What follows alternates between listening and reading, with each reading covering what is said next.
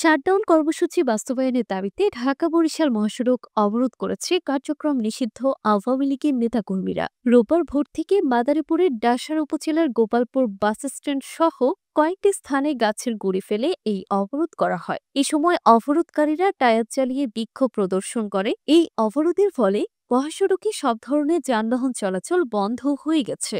সৃষ্টি হয়েছে তীব্র যানজট। চরম ভোগান্তিতে পড়েছেন সাধারণ যাত্রীরা। খবর পেয়ে পুলিশ ও ফায়ার সার্ভিসের কর্মীরা ঘটনাস্থলে পৌঁছেছে। এ ব্যাপারে উপজেলা ফায়ার সার্ভিস কর্মকর্তা খোকন জমাদার জানিয়েছেন, তারা ভোর থেকেই পুলিশের সহযোগিতায় মহাসড়ক থেকে গাছের গুঁড়ি সরিয়ে যান চলাচল স্বাভাবিক করার চেষ্টা চালিয়ে যাচ্ছেন। সকাল থেকে একদল দুর্বৃত্ত আমাদের এই যে ঢাকা বরিশাল হাইওয়ে, এখানে আমাদের কালকিনি উপজেলার এই অংশটুকুতে আপনারা যেখানে দাঁড়িয়েছেন এই অংশটুকুতে মূলত অনেক বড় বড় 5টি গাছ কেটে এই রাস্তাটা অবরোধ করে। খবর পেয়ে আমরা যৌথ বাহিনীর সমন্বয়ে, সেনাবাহিনী, র্যাব এবং পুলিশের সমন্বয়ে আমরা এখানে আসি এবং আমরা ফায়ার সার্ভিসকে খবর দিলে ফায়ার সার্ভিসের সহযোগিতায় আমরা প্রায় 2 ঘন্টা পরিশ্রম করে এই রাস্তা থেকে গাছগুলো অপসারণ করতে পেরেছি এবং আপনারা দেখতে পাচ্ছেন যে এখন যান চলাচল স্বাভাবিক।